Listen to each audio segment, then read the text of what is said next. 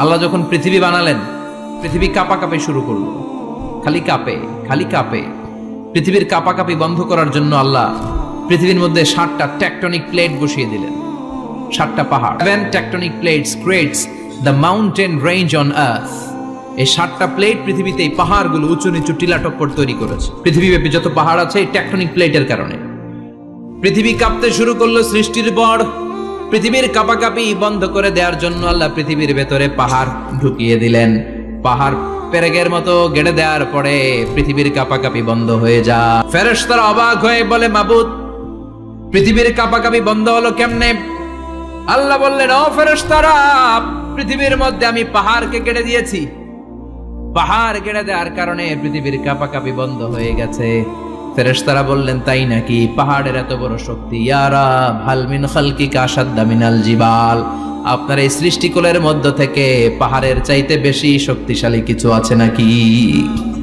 আল্লাহ বললেন, হ্যাঁ আছে। পাহাড়ের চাইতে শক্তিশালী হচ্ছে আল হাদিদ, মানে লোহা। আমি আকাশ থেকে জমিনের মধ্যে হাদিদ মানে লোহা পাঠিয়েছি। লোহার মধ্যে আছে প্রচন্ড শক্তি। ওয়া মানাফিউ লিন-নাস, লোহার মধ্যে আছে মানুষের জন্য উপকার। পৃথিবীতে এমন কোন জিনিস নাই যে এই জায়গায় লোহা নাই, ঠিক কি না? আল্লাহ বললেন, লোহা সবচেয়ে শক্তিশালী। এটা পাহাড়ের চেয়ে শক্তিশালী, কারণ লোহা পাহাড়ের মধ্যেও ঢুকায় দেওয়া যায়, ঠিক কি না? ফেরেশতারা বললেন, আল্লাহ, হাল মিন খালকিকা আশাদ মিনাল হাদিদ, আপনার এই সৃষ্টিকুলের মধ্যে থেকে লোহার চাইতেও কি শক্তিশালী কিছু আছে? আল্লাহ বললেন, নাআম আছে। লোহার চাইতে শক্তিশালী হলো আন্নার, মানে আগুন। আগুনের স্পর্শ পেলে লোহা গলে যায়, ঠিক কি না? আগুন জ্বালিয়ে দিলে লোহা অস্তিত্ব হারিয়ে ফেলে, লোহা গলে যায়। ফেরেশতারা বলল, আল্লাহ, হাল মিন খালকিকা আশাদ্দা মিনান নার, আপনার সৃষ্টির মধ্য থেকে আগুনের চাইতেও শক্তিশালী কিছু আছে নাকি? আল্লাহ বললেন, আগুনের চেয়েও শক্তিশালী হলো পানি। আগুনের মধ্যে যদি পানি ঢেলে দেয়া হয় আগুন নিভে যায়, ঠিক কিনা?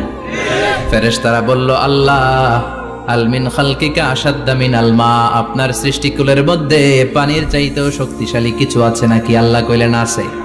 সেটা হইল আর রিহ, মানে বাতাস। সুবহানাল্লাহ কোন? কারণ বাতাসের ঝাপটায় পানি দোলা খায়। বাতাসের ঝাপটায় পানির মধ্যে উচ্ছ্বাস তৈরি হয়, সাগরে জলোচ্ছ্বাস হয়, ঠিক কিনা?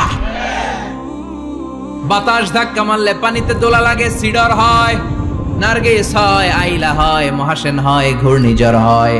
পানির চাইতে বাতাস বেশি শক্তিশালী। ফেরেশতারা অবাক হয়ে বলে, আল্লাহ, তাহলে আপনার সৃষ্টিকুলের মধ্য থেকে বাতাসের চাইতেও শক্তিশালী কিছু আছে নাকি? আল্লাহ কয়, আছে। ফেরেশতারা বললেন, বাতাসের চাইতেও শক্তিশালী যদি কিছু থেকে থাকে সেটা কি? আল্লাহ বললেন, সেটা হলো মানুষ, বনি আদম, আল ইনসান। তবে ওই মানুষ, যেই মানুষ দান করে, কি করে? ডান হাত যা দান করে বাম হাত সেটা টের পায় না। সুবহানাল্লাহ।